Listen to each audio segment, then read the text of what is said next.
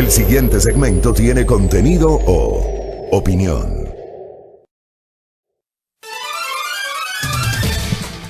6:27 en la mañana, saludos cordiales para todos, un abrazo a la distancia, de verdad muy honrado por contar con la sintonía de todos ustedes, quienes generan ya reportes de sintonía desde nuestro país y también a nivel internacional.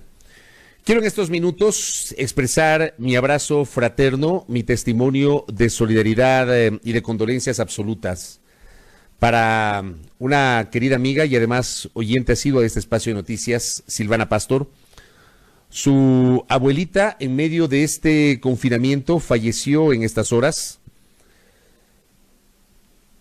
y queremos pedirle a Silvana, o mejor dicho, queremos acompañar a Silvana, aunque sea virtualmente, en este durísimo momento que ha enfrentado en estas horas.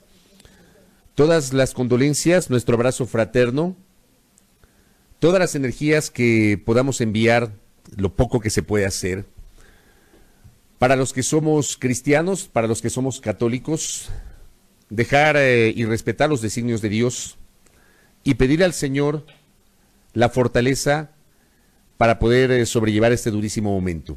Mi abrazo para Silvana Pastor y también para toda su familia, particularmente de igual modo para su padre, para don Wilson Pastor Morris. Es la madre de don Wilson Pastor quien falleció, abuela de Silvana, así que le abrazamos a Silvana Pastor y que pueda tener la fortaleza para salir de este durísimo momento. Así empezamos este espacio de noticias. Decirles, amigos y amigas, que el día de hoy estamos iniciando la cuarta semana desde que se declaró el estado de emergencia en el Ecuador. Acabo de hacer un cálculo rapidísimo. El 16 de marzo, el presidente Lenín Moreno emitió el decreto ejecutivo 1017, a través del cual declaró el estado de excepción. Han pasado exactamente 21 días.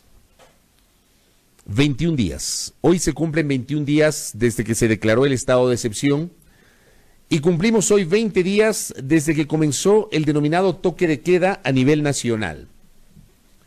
¿Qué nos han dejado esos 21 días? En los cuales además se ha incrementado de modo preocupante los números asociados a los casos de COVID-19 en el Ecuador. Según las cifras oficiales hasta ayer, 3.646 casos confirmados, 5.137 casos bajo sospecha, 3.603 casos descartados. E insisto, estas son las cifras oficiales. Y está clarísimo que estas no son las cifras reales. No lo digo yo. Lo reconoció el propio ministro de Salud la semana anterior. Hay inevitablemente un subregistro que no está atado necesariamente a estas cifras oficiales. Y estas cifras oficiales tienen que ver además con el número de pruebas que se han tomado.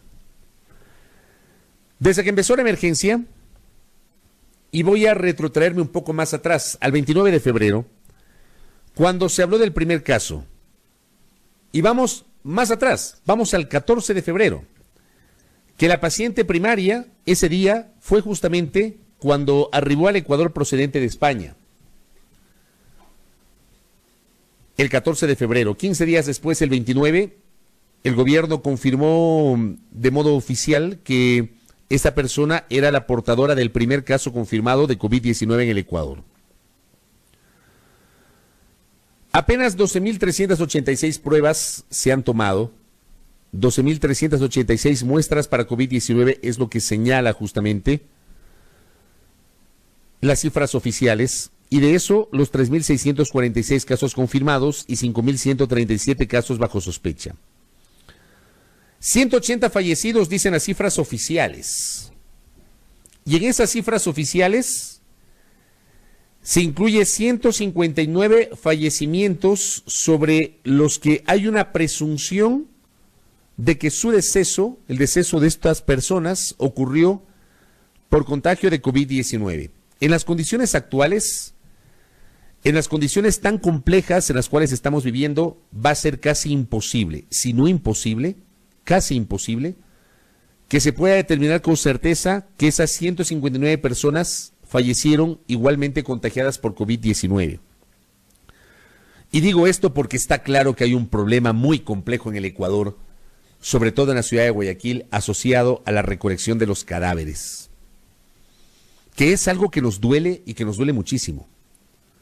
Lo que está pasando en la ciudad de Guayaquil, que además hubo sectores políticos, mediáticos, algunos pseudolíderes de opinión, algunos que se presentan en las redes como influencers, que lejos de la seriedad y la responsabilidad que debemos tener como comunicadores y como de alguna forma actores de la opinión pública, porque al ejercer este oficio somos más visibles ante la opinión pública y tenemos, como siempre le he dicho, amigos y amigas, una gravísima responsabilidad, pero gravísima.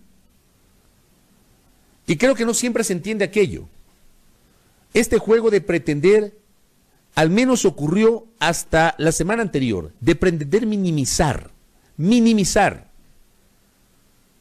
todo el caos asociado a la recolección de cadáveres en la ciudad de Guayaquil es absolutamente deleznable, cuestionable y hasta asqueroso, inhumano. Porque está bien que se identifiquen las noticias falsas. Y está bien decir a la opinión pública que tal cosa es falso. Porque no dudo, pero no dudo, que también haya casos como aquellos que se ha denunciado, en el sentido de que se han preparado videos pretendiendo adaptarlos a la realidad de Guayaquil que no corresponden al país. No corresponden ni a Guayaquil ni al país. Pero no tengo dudas de aquello. Pero hay muchísimo material de video y fotográfico que da cuenta que lo que ha pasado en Guayaquil es un drama que no tiene precedentes en la historia de esa ciudad y del Ecuador. Y sobre eso se pretendió minimizar, pretendiendo mirar hacia otro lado este grave problema sanitario que ahora sí ha sido reconocido por las autoridades. Y tanto ha sido reconocido por las autoridades, queridos amigos y amigas, que por eso resulta que la empresa privada ha tenido que donar cajas de cartón corrugado para que se pueda sepultar esos cadáveres.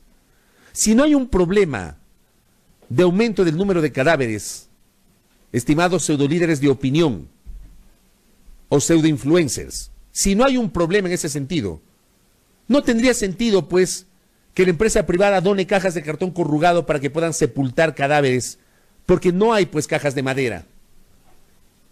Y también hay el caso de los avivatos, como siempre ocurre en este país, avivatos que, aprovechándose del dolor de la gente y de la necesidad, empiezan a vender ataúdes a $1,500 o $2,000. Precios prohibitivos inclusive para una persona o una familia de clase media. Son cosas que no se entienden, pretendiendo mirar hacia otro lado sobre lo que pasa en la ciudad de Guayaquil. Gravísimo problema sanitario, pero gravísimo, terrible. Y que quieran aquí matizar y solamente enfocarse en hablar de las fake news y de las noticias falsas. Vamos diciéndole a la gente, y este también es un llamado para las autoridades. Y qué bueno que en estas horas por lo menos se hayan empezado a sincerar en el discurso. ¡Qué bueno! ¡Qué bueno! Como tenía que haber ocurrido desde el inicio. No desde el 16 de marzo, desde el 29 de febrero. Cuando llegó el caso de la paciente primaria. Cuando ese día en Guayaquil, en una medida inicialmente lógica, decidieron suspender los espectáculos masivos con presencia de público. Y 4 días después, cuando había más casos, en cambio, autorizaron el desarrollo de espectáculos masivos con público. Sobre lo que hay una clarísima corresponsabilidad del gobernador de la provincia del Guayas, a quien no se le señala las responsabilidades. Ya habrá tiempo, seguramente habrá tiempo para señalar las responsabilidades de cada uno. Ya habrá tiempo. Pero les pido a las autoridades y pido a este grupo de pseudolíderes de opinión y de pseudoinfluencers que comiencen a tomar las cosas en serio. Olvídense de las fake news. Ese no es el enemigo. El enemigo es el COVID-19. Ese es el enemigo, no las fake news. No puede ser que primero se piense en combatir las noticias falsas en lugar de dotar de los insumos a los médicos. Y en lugar de entender que hay un país que necesita respuestas. 21 días además, amigos y amigas, 21 días desde que se declaró el estado de excepción han transcurrido y no terminan de llegar las anunciadas pruebas para detectar el COVID-19. O sea, a mí no me queda claro. Y volvemos, aunque parezca repetitivo y cansón, pero hay que decirlo. Nos dijeron la semana anterior a la renuncia de Catalina Andramuño, y fue información oficial, publicada en la página web del Ministerio de Salud, nota que además ya fue borrada de ahí. Nos dijeron que se estaba trabajando en importación de 2 millones de pruebas, de test. Sale Catalina Andramuño, entra Juan Carlos Ceballos, y en una de sus primeras intervenciones nos dice que fue mentira, que no era cierto, que se había iniciado el proceso para importar 2 millones de test, que tuvieron que empezar de cero y que recién estaban trabajando en importación de 200,000 pruebas para la detección del coronavirus COVID-19. 200,000. Bajamos de 2 millones a 200,000, 10% menos.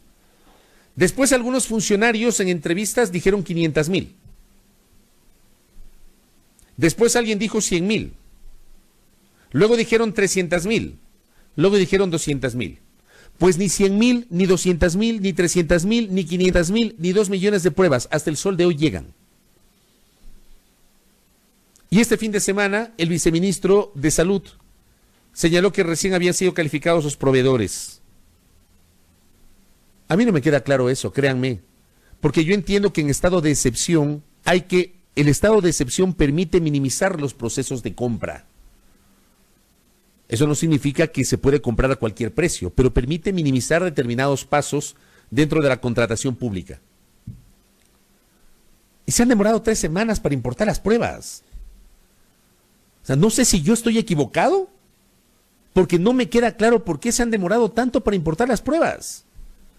Y encima, en medio de estas 3 semanas, el escándalo por esta intención de malos funcionarios de haber pretendido estimar los recursos públicos del IES con una compra aparentemente fraudulenta de mascarillas para dotar a los médicos. Esto es lo que se necesita, lo que necesita saber el país. No esta bronca política, porque también yo no entiendo. Hay autoridades como el presidente de la República, como el vicepresidente de la República, que insisten en que el enemigo es el COVID, que dejemos la bronca política, que dejemos la revancha política, y hay otros funcionarios que caen en el juego. ¿Pero de qué hablamos? ¿De qué hablamos? La lucha es contra el COVID, autoridades. Amigos y amigas, la lucha es contra la pandemia. Ya habrá tiempo para retomar la bronca política, porque este país es así. Por eso este país a ratos es ingobernable. Ya habrá tiempo para la bronca política. El país requiere respuestas sobre, por ejemplo, lo que dijo este fin de semana el doctor Ernesto Carrasco, viceministro de Salud. Él confirmó que más de 1,600 pacientes entre médicos y personal hospitalario están contagiados con COVID-19. 1,600. De estas personas que hemos denominado héroes sin capa, los médicos, las enfermeras, los profesionales de la salud, que están allí en la primera línea para tratar de salvar vidas en medio de una pandemia que no tiene vacuna y que ha cobrado miles de vidas a nivel planetario. Resulta que los médicos y los profesionales de la salud están desprotegidos. 1,600 contagiados. ¿Saben ustedes lo que es eso? 1,600 contagiados entre médicos y enfermeras, personal hospitalario. Y de esos, según la cifra oficial, 10 han fallecido. De total de 3,646 casos que teníamos hasta ayer, 3,646 casos que teníamos hasta ayer, con una regla de 3 simple, uno se da cuenta que más del 44% de los contagiados terminan siendo médicos. ¿Se dan cuenta? De los contagiados en la cifra oficial. Médicos, enfermeras, tecnólogos, personal de los hospitales. Y más allá de eso, ahí tenemos el reconocimiento por parte de la Autoridad de la Salud. El Colegio de Médicos del Guayas ha reportado más de 40 médicos fallecidos por la emergencia del COVID-19 en el Ecuador. Estos son los temas que deben importarnos a nosotros como sociedad. El drama de los cadáveres en Guayaquil, la necesidad de que nuestros médicos, nuestros profesionales de la salud estén dotados con los insumos, con la protección suficiente. Eso es lo que tiene que importarnos. El saber cuándo mismo van a llegar las pruebas, porque nos tienen jugando a la cuca. Perdón que me exprese así, pero termina siendo así. Cada semana nos dicen algo distinto. Que ya viene esta semana, que ya viene esta semana. ¿Dónde están las pruebas? Si no es tan fácil el proceso de importación, díganos que no es tan fácil. Explíquennos a los ecuatorianos que no es tan sencillo porque hay una demanda mundial. Pero explíquenlo. No nos tengan jugando. Porque nos dicen una cosa y resulta que pasa otra cosa. Y en el medio, el país. En el medio, los ciudadanos. Que demandamos, que exigimos respuestas. En resumen, lo de Guayaquil no debe ser tomado a la ligera. Lo de Guayaquil no debe ser tomado de modo alguno como una noticia falsa. Lo de Guayaquil es como se ha denunciado. Hay colegas periodistas que inclusive reciben llamadas e información, los colegas la procesan, la verifican, la contrastan y la publican en sus redes sociales. De personas que dicen, tengo 3, 4 días el cadáver de mi ser querido en mi domicilio y no lo pueden retirar. Y hay colegas que con esa información se han hecho eco y la han publicado. Eso no es una noticia falsa. Y tampoco podemos minimizarla como alguna gente lo dice. Yo esta madrugada, mientras me trasladaba para acá, antes de venir acá, estaba revisando que alguien, por ejemplo, decía que por un caso, el caso hay que ocultarlo, porque es solamente un caso. Palabras más, palabras menos. No tiene sentido. Lo de Guayaquil no es chiste. De todas formas, entiendo que mañana vamos a conversar con Jorge Guatet. Ojalá que podamos concretar ese diálogo con el presidente de Ban Ecuador y quien lidera la Fuerza de Tarea Conjunta. Tenemos una serie de interrogantes que planteará Jorge Guatet el día de mañana, lo vamos a hacer. Pero ojalá que esa gestión que él empezó la semana anterior pueda esta semana tener ya resultados concretos y que se logre solucionar el hacinamiento que hay en la ciudad de Guayaquil y estas dificultades en la recolección de cadáveres. Ese es el verdadero enemigo, queridos amigos y amigas. No las fake news y la bronca política. No insistir en eso. Vamos a combatir juntos el COVID. Pero si las propias autoridades caen en el juego de la bronca política, caen en la provocación o provocan la bronca política, y si hay algunos corifeos, adláteres, que se presentan como pseudolíderes de opinión o pseudoinfluencers que les acolitan, estamos en otro lado y no terminamos de entender las cosas. El verdadero enemigo es el COVID. El COVID. Y sobre eso el país requiere respuestas. Hay demasiadas dudas en torno a esto. Así empezamos esta cuarta semana de aislamiento. Se han cumplido 3 semanas desde el estado de excepción, 21 días exactamente, y 20 días de aislamiento domiciliario, que además recordar a nuestra audiencia que a partir de hoy comienza una reconfiguración del uso de las placas para aquellos que necesitan salir y también aquellos que no soportan estar en la casa y quieren salir. Que no sé de qué manera entenderlo. El día de hoy solamente pueden circular los vehículos cuyas placas terminan en 1 y 2. Pueden circular. Para quienes vivimos en Quito, es una especie de pico y placa invertido. Estábamos acostumbrados a que los lunes no pueden circular los vehículos cuyas placas terminan en 1 y 2. Se invierte. pueden circular únicamente los vehículos cuyas placas terminan en 1 y 2.